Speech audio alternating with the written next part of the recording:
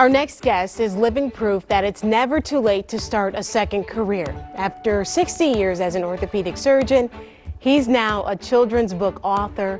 His stories feature characters who overcome big challenges. And I'm happy to welcome Dr. David Trucker. We just discovered we have something in common. He's an Ohio native, and so am I, and we're going to talk about that later. But first, we want to dive into these children's books. What is it you enjoy writing about books? Well, thank you, Adrienne. The whole story on these three books is they're very critical for our time.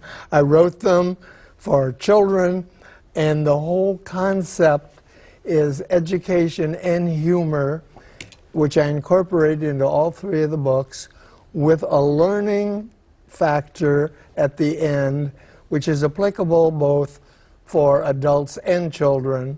So the three books are Tweedle the Beetle, Wizzy the Wiggleworm, Beezy the Bumblebee. And I must say, I read Beezy the Bumblebee last week, and a special 5-year-old I know got a kick out of it. How did you discover this need after working on saving lives or improving lives for so long?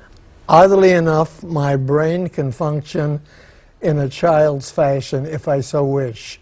And I've always been that way, and so I wanted to write these books, and I wanted to convey the information. And as you know, each book has a very critical point.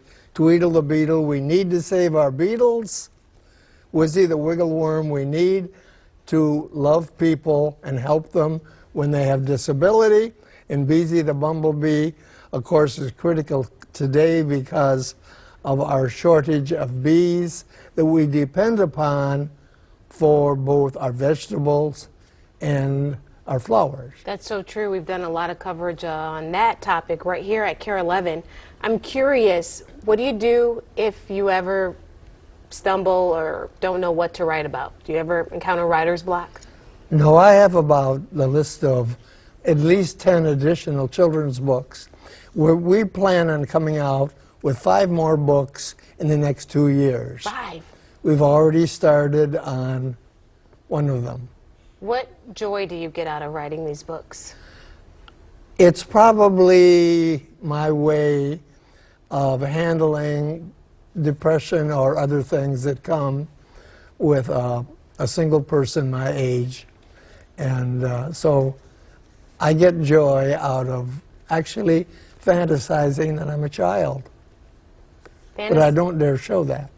Well, it's okay. We all have childlike qualities in us, and there's nothing wrong with that. Doc, I'm so happy you stopped by today. Would love to talk to you later after the show. And for those at home watching, you can find the books online and in the bookstores. We will have a link to Dr. Tucker's website on kare11.com. You'll find it under the Sandwich Generation on the menu bar at the top of the page. Thanks so much for being here. Thank you, Adrienne.